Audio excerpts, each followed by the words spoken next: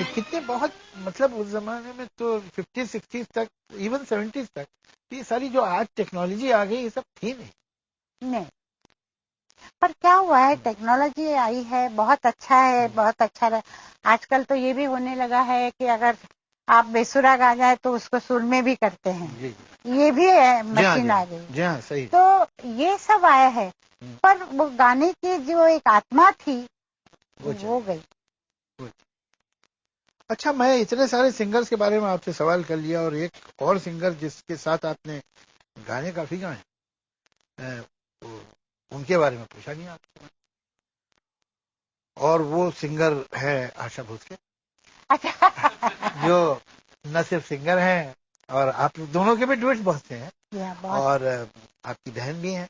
मुझे एक बात बड़ी अजीब लगती है लता जी, मैं तो आपको भी जानता हूँ, लता जी को, आशा जी को भी जानता हूँ, दोनों से अलग अलग भी मिला हूँ, साथ भी मिला हूँ, और ये भी मैं जानता हूँ कि आप एक बिल्डिंग में एक फ्लोर पे रहते हैं, जहाँ एक फ्लैट इधर एक फ्लैट है और बीच में दरवाजा खुला रहता है और इधर से उधर भी बच्चे भागते फिरते हैं।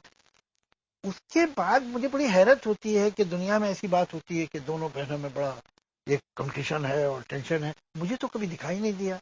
ये गॉसिप कहाँ से शुरू हुई? नहीं जावेद साहब, ऐसी तो कोई बात है नहीं। जैसे आपने कहा कि कोई टेंशन या कुछ नहीं है, पर कुछ लोग मजा लेते हैं इधर की उधर बात करके जी।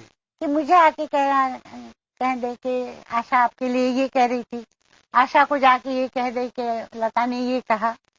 तो इस तरह का कुछ लोग करते रहते हैं, बाकी मेरे उसके तो कोई मतलब। हाँ, मुझे तो और वैसा भी जहाँ तक गाने का स्टाइल है, उसका स्टाइल बिल्कुल अलग है, मेरा बहुत अलग है। मैंने कभी ज्यादा कैबरे सॉन्ग गाए नहीं, उसने हर तरह का गाना गाया, बल्कि मैं कहूंगी कि वो वर्सेटाइल सिंगर है।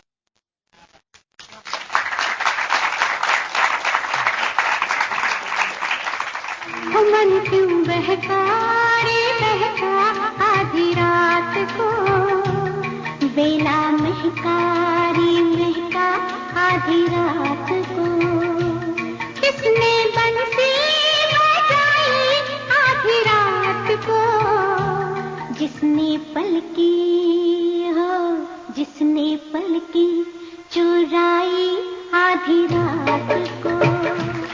और कितने गाने उसने ऐसे गाए हैं जो अगर मैं गाने की कोशिश करूं तो मैं गा नहीं सकती। इतने अच्छे गाने गाए।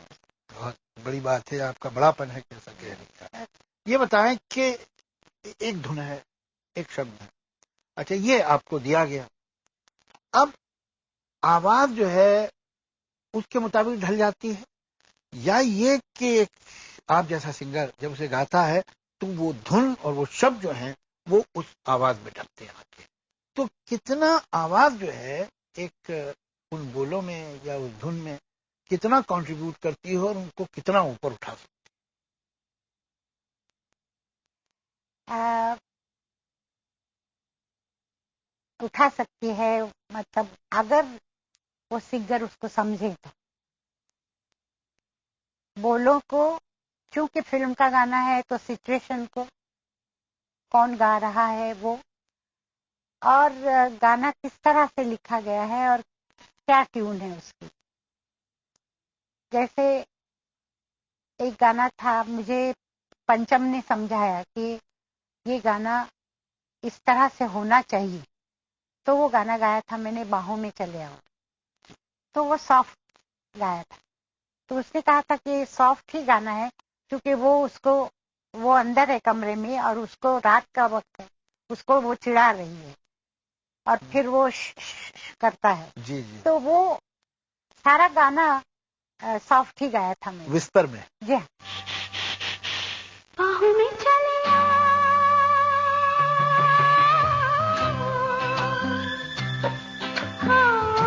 हमसे सनम क्या पर्दा,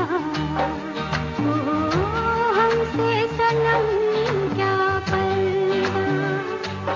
आपका एक और गाना भी है, वो अनुपमा का कुछ दिल ने कहा, तो उसमें वो चैन, वो शांति, ऐसा लगता है गाना सुनने में लगता है सुबह हो रही है, वो महसूस होता है, वो जो एक जरूरत थी खामोश सी लड़की का गाना, तो उसमें उसकी आवाज में आपने वो खामोशी किसी तरह से कैप्चर कर ली कि वो गा रही है लेकिन लगता है ये चुप रहती है।